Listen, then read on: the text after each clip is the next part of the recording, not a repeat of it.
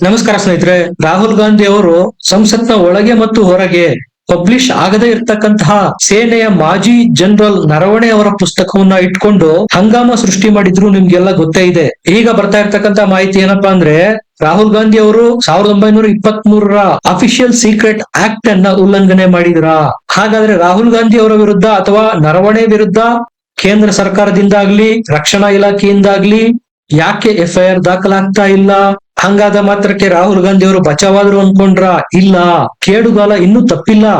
ಮೊನ್ನೆ ತಾನೇ ರಾಹುಲ್ ಗಾಂಧಿ ಅವರ ಸಿಟಿಜನ್ಶಿಪ್ ಪ್ರಶ್ನೆ ಮಾಡಿ ಕರ್ನಾಟಕದ ವಿಘ್ನೇಶ್ ಶಿಶಿರ್ ಅನ್ನುವವರು ಉತ್ತರ ಪ್ರದೇಶದಲ್ಲಿ ಕಂಪ್ಲೇಂಟ್ ಕೊಟ್ಟಿರುವುದು ನಿಮಗೆ ನೆನಪಿರಬಹುದು. ಅದೇ ವಿಘ್ನೇಶ್ ಶಿಶಿರ್ ಅವರು ರಾಹುಲ್ ಗಾಂಧಿ ಅವರೇನೀಗ ವಿವಾದ ಸೃಷ್ಟಿ ಮಾಡಿದರೆ ನರವಣೆ ಪುಸ್ತಕವನ್ನ ಇಟ್ಕೊಂಡು ಅದೇ ವಿಚಾರಕ್ಕೆ ಸಂಬಂಧಪಟ್ಟಂತೆ ಮತ್ತೊಮ್ಮೆ ದಿಲ್ಲಿನಲ್ಲಿ ರಾಹುಲ್ ಗಾಂಧಿ ವಿರುದ್ಧ FIR ಹಾಕಬೇಕು ಅಂತ ಕಂಪ್ಲೇಂಟ್ ಕೊಟ್ಟಿರುವುದು ಪೊಲೀಸ್ ಠಾಣೆ ಮೆಟ್ಟಿಲೇರಿ. ಇದೇ ಕರ್ನಾಟಕದ ವಿಘ್ನೇಶ್ ಶಿಶಿರ್ ಅನ್ನುವ ಕನ್ನಡಿಗ ಮತ್ತದೇ ರಾಹುಲ್ ಗಾಂಧಿಗೆ ಸಿಂಹ ಸ್ವಪ್ನವಾಗಿ ಕಾಡ್ತಾ ಇದ್ದಾರೆ.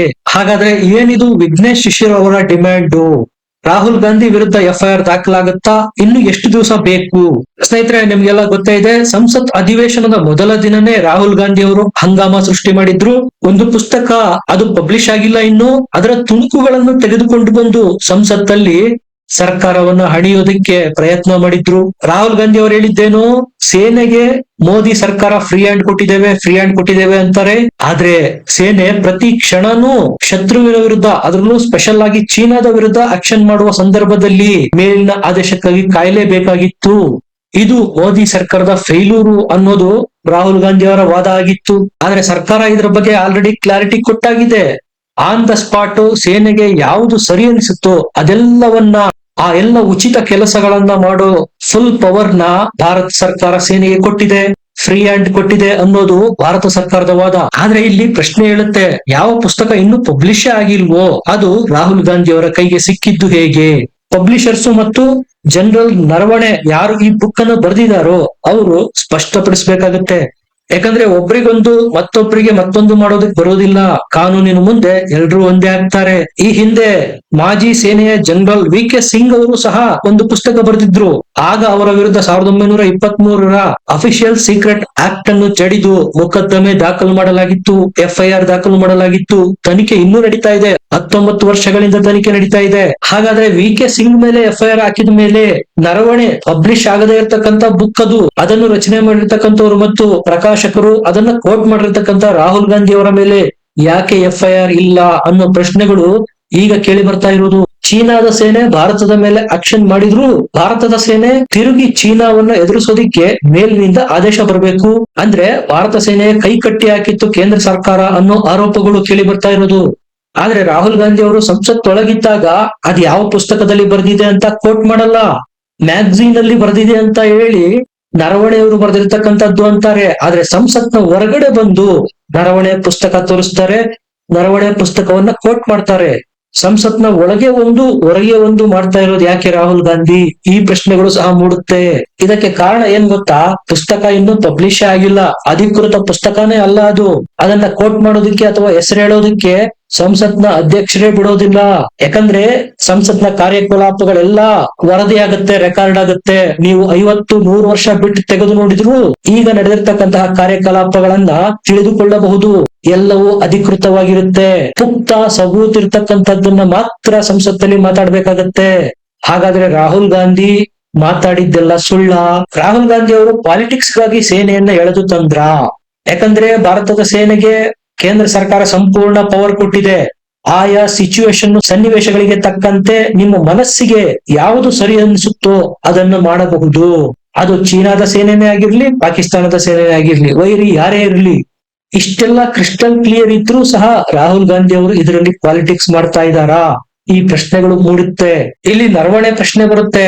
ಜನರಲ್ ನರವಣೆ ಅವರು ಏನ್ ಮಾಡ್ತಾ ಇದ್ದಾರೆ, ಇನ್ನು ಪಬ್ಲಿಷ್ ಆಗಿಲ್ಲದೆ ಇರ್ತಕ್ಕಂತ ಪುಸ್ತಕವನ್ನ ಜವಾಬ್ದಾರಿಯುತ ಸ್ಥಾನದಲ್ಲಿರ್ತಕ್ಕಂತಹ LOP ನಾಯಕ ಕೋಟ್ ಮಾಡಿ ಹೇಳ್ತಾ ಇದ್ದಾರೆ. ಸಂಸತ್ತಿನ ಹೊರಗೆ ಆರೋಪ ಮಾಡ್ತಾರೆ, ಸಂಸತ್ತಿನ ಒಳಗೂ ಸಹ ನರವಣೆ ಹೆಸರನ್ನ ತೆಗೆದುಕೊಳ್ತಾರೆ. ಅಂದ್ರೆ ಇದಕ್ಕೆ ಕ್ಲಾರಿಟಿ ಕೊಡ್ಬೇಕು ತಾನೆ ಜನರಲ್ ನರವಣೆ.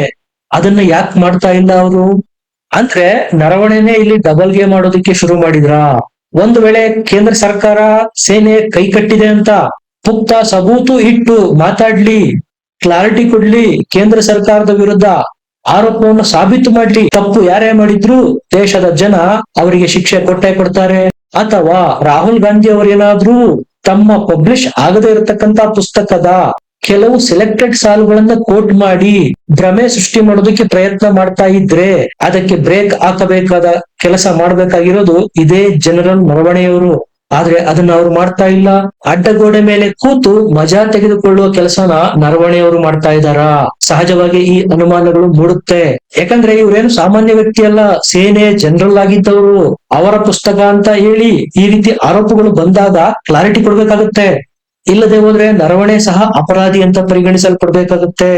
ಇದನ್ನ ಇಟ್ಕೊಂಡು ಕನ್ನಡಿಗ ವಿಘ್ನೇಶ್ ಶಿಶಿರ್ ರಾಹುಲ್ ಗಾಂಧಿ ಅವರ ವಿರುದ್ಧ ಮಿಸ್ಕೋಟ್ ಮಾಡಿರುವುದರ ಸಂಬಂಧ ಗಂಭೀರ ಎಫ್ಐಆರ್ ದಾಖಲು ಮಾಡಿಸೋದಿಕ್ಕೆ ಪ್ರಯತ್ನ ಮಾಡ್ತಾ ಇರೋದು. ಯಾಕಂದ್ರೆ ರಾಹುಲ್ ಗಾಂಧಿ ಅವರಾಗಿರ್ಬೋದು, ನರವಣೆ ಆಗಿರಬಹುದು, ದೇಶದ ಸುರಕ್ಷತೆಗೆ ಸಂಬಂಧಪಟ್ಟ ವಿಷಯಗಳನ್ನ ಬಹಿರಂಗ ಮಾಡುವ ಹಕ್ಕು ಯಾರಿಗೂ ಇಲ್ಲ.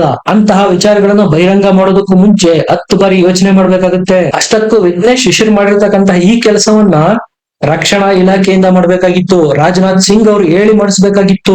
ಕೇಂದ್ರ ಸರ್ಕಾರ ಈ ಕೆಲಸ ಮಾಡ್ಬೇಕಾಗಿತ್ತು. LOP ವಿರುದ್ಧ ಎಫ್ಐಆರ್ ದಾಖಲೆ ಮಾಡೋದು. ಎಲ್ಲಿವರೆಗೂ ಈ ರೀತಿಯ ಹೊಂದಾಣಿಕೆ ರಾಜಕೀಯ ಮಾಡ್ತೀರಾ? ಎಲ್ಲಿವರೆಗೂ ರಾಹುಲ್ ಗಾಂಧಿ ಅವರಿಗೆ ಎದುರುತ್ತೀರಾ?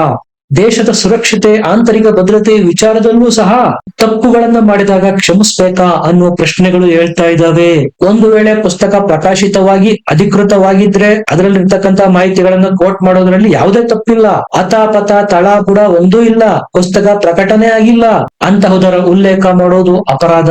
ಹಂಗಾಗಿ ಸಭಾಧ್ಯಕ್ಷರಾದ ಓಂ ಬಿರ್ಲಾರು ಮಧ್ಯದಲ್ಲೇ ತಡೆದಿದ್ದು ಪಬ್ಲಿಷ್ ಆಗದೆ ಇರತಕ್ಕಂತ ಪುಸ್ತಕದ ಹೆಸರು ಹೇಳಂಗಿಲ್ಲ, ಅದನ್ನ ನೀವು ಕೋಟ್ ಮಾಡುವಂತಿಲ್ಲ. ನೀವು ಕೇಳ್ಬೋದು, ರಾಹುಲ್ ಗಾಂಧಿ ಅವರು ಆರೋಪ ಮಾಡಿರೋದು ಸಂಸತ್ನ ಒಳಗೆ, ಅದಂಗೆ ಎಫ್ಐಆರ್ ದಾಖಲು ಮಾಡೋದಕ್ಕೆ ಬರುತ್ತೆ? ಸಂಸತ್ನ ಒಳಗೆ ಮಾತಾಡಿರ್ತಕ್ಕಂಥ ವಿಚಾರಗಳಿಗೆ ಎಫ್ಐಆರ್ ಅಪ್ಲೈ ಆಗಲ್ವಲ್ಲ, ಕೇಸ್ ಹಾಕೋದಿಕ್ಕೆ ಬರಲ್ವಲ್ಲ ಅಂತ ನೀವು ಕೇಳ್ಬೋದು. ರಾಹುಲ್ ಗಾಂಧಿ ಅವರು ಮಾಡಿರೋದು ತಪ್ಪೇ ಇದು. ರಾಹುಲ್ ಗಾಂಧಿ ಅವರು ಕೇವಲ ಸಂಸತ್ನೊಳಗೆ ಮಾತ್ರ ಆರೋಪ ಮಾಡಿಲ್ಲ, ಸಂಸತ್ನ ಹೊರಗೂ ಸಹ ಈ ಆರೋಪ ಮಾಡಿದ್ದಾರೆ. ಸಹಜವಾಗಿ ಈಗ ಎಫ್ಐಆರ್ ದಾಖಲು ಮಾಡಬಹುದು. ಅಫಿಷಿಯಲ್ ಸೀಕ್ರೆಟ್ ಆಕ್ಟ್ 1923 ಪ್ರಕಾರ 3 ರಿಂದ 30 ವರ್ಷದವರೆಗೂ ಶಿಕ್ಷೆ ವಿಧಿಸಬಹುದು. ದೇಶ ವಿರೋಧಿ ನೀತಿ, ಸೂಕ್ಷ್ಮ ವಿಚಾರಗಳನ್ನ ಬಹಿರಂಗ ಮಾಡಿದ್ದು, ವಿದೇಶಿ ಶಕ್ತಿಗಳೊಂದಿಗೆ ದೇಶದ ಸಂವೇದನಾಶೀಲ ಮಾಹಿತಿಗಳನ್ನ ಹಂಚಿಕೊಳ್ಳುವಂತಹ ಯಾವುದೇ ಕೆಲಸದ ವಿರುದ್ಧ ಈ ಸೆಕ್ಷನ್ ಅಪ್ಲೈ ಆಗುತ್ತೆ.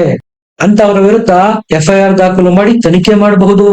ಇದು ಇಡೀ ದೇಶದಾದ್ಯಂತ ಅಪ್ಲೈ ಆಗುತ್ತೆ. ಪ್ರತಿಯೊಬ್ಬ ಸರ್ಕಾರಿ ಮತ್ತು ಪ್ರೈವೇಟ್ ಅಧಿಕಾರಿಗೂ ಅಪ್ಲೈ ಆಗುತ್ತೆ. ಯಾವುದೇ ಪಾಸ್ವರ್ಡ್ ಅಥವಾ ರಕ್ಷಣೆಗೆ ಸಂಬಂಧಪಟ್ಟ ಮಾಹಿತಿಯನ್ನ ಅನಧಿಕೃತವಾಗಿ ಪಡೆಯುವುದು ಅಥವಾ ಇಟ್ಟುಕೊಳ್ಳುವುದು ಈ ಆಕ್ಟ್ ಪ್ರಕಾರ ತಪ್ಪಾಗುತ್ತೆ. ಈ ಅಫಿಷಿಯಲ್ ಸೀಕ್ರೆಟ್ ಆಕ್ಟ್ ಸೆಕ್ಷನ್ 3 ಪ್ರಕಾರ 14 ವರ್ಷದವರೆಗೂ ಸಹ ಸಜೆ ಮಾಡಬಹುದು. ಬೇರೆ ಸಮಯಗಳಲ್ಲಿ ಮಿನಿಮಮ್ 3 ವರ್ಷ ಶಿಕ್ಷೆ ಆಗುತ್ತೆ. ಜನರಲ್ VK ಸಿಂಗ್ ಅವರು ಸಹ ಇಂಡಿಯಾಸ್ ರಿಸರ್ಚ್ ಅನಾಲಿಸಿಸ್ ವಿಂಗ್ ಮೇಲೆ ಒಂದು ಪುಸ್ತಕ ಬರೆದಿದ್ರು. ಇದು 2007ರ ಪುಸ್ತಕ. ಆಗ್ಲೂ ಸಹ ಅವರ ವಿರುದ್ಧ ಈ ಸೀಕ್ರೆಟ್ ಆಕ್ಟ್ ಅಪ್ಲೈ ಆಗಿತ್ತು. ಆಗ ಇದ್ದ ಸರ್ಕಾರ ಯಾವುದು? ಕಾಂಗ್ರೆಸ್ ಸರ್ಕಾರ. 19 ವರ್ಷಗಳಿಂದ ಕೇಸ್ ನಡೀತಾ ಇದೆ. ಜನರಲ್ VK ಸಿಂಗ್ ಮೇಲೆ ಎಫ್ಐಆರ್ ಹಾಕಿದ್ಮೇಲೆ ನರವಣೆ ಅಥವಾ ಅವರ ಪುಸ್ತಕದ ಪಬ್ಲಿಷ್ ಮಾಡೋದಕ್ಕೆ ಹೊರಟಿದ್ದ ಪೆಂಗ್ವಿನ್ ಪ್ರಕಾಶಕರ ಮೇಲೆ ಪಬ್ಲಿಷ್ ಆಗದೇ ಇರತಕ್ಕಂತ ಪುಸ್ತಕವನ್ನ ಕೋಟ್ ಮಾಡಿರ್ತಕ್ಕಂತಹ ರಾಹುಲ್ ಗಾಂಧಿ ಅವರ ಮೇಲೆ ಎಫ್ಐಆರ್ ಹಾಕಬೇಕಾಗುತ್ತೆ ತಾನೆ. ಒಂದು ವೇಳೆ ಎಫ್ಐಆರ್ ಆಗಲ್ಲ ಅಂದ್ರೆ ಅಫಿಷಿಯಲ್ ಸೀಕ್ರೆಟ್ ಆಕ್ಟ್ ಯಾಕಿರ್ಬೇಕು? ಯಾರು ಏನ್ ಬೇಕಾದ್ರೂ ಬರೆದು ಪಬ್ಲಿಷ್ ಮಾಡ್ಲಿ, ಅದು ಸೇನೆಗೆ ಸಂಬಂಧಪಟ್ಟಿದ್ರೇನು, ಆಂತರಿಕ ವಿಚಾರಗಳಿಗೆ ಸಂಬಂಧಪಟ್ಟಿದ್ರೇನು, ಈ ರೀತಿನ ದೇಶ ನಡೆಯೋದು. ನೋಡೋಣ ಈ ವಿಘ್ನೇಶ್ ಶಿಶಿರ್ ಹಾಕಿರ್ತಕ್ಕಂತ ಕೇಸ್ ನ ಪರಿಣಾಮ ಏನಾಗುತ್ತೆ. ನಿಮ್ಗೆ ಏನನ್ಸುತ್ತೆ? ರಾಹುಲ್ ಗಾಂಧಿ ಅವರ ವಿರುದ್ಧ ಎಫ್ಐಆರ್ ಆಗ್ಬೇಕಾ, ಶಿಕ್ಷೆ ಆಗ್ಬೇಕಾ? ಕಮೆಂಟ್ ಮಾಡಿ, ಲೈಕ್ ಮಾಡಿ, ಚಾನೆಲ್ ನ ಸಬ್ಸ್ಕ್ರೈಬ್ ಮಾಡಿ. ಮತ್ತೆ ಸಿಗೋಣ. ನಮಸ್ಕಾರ.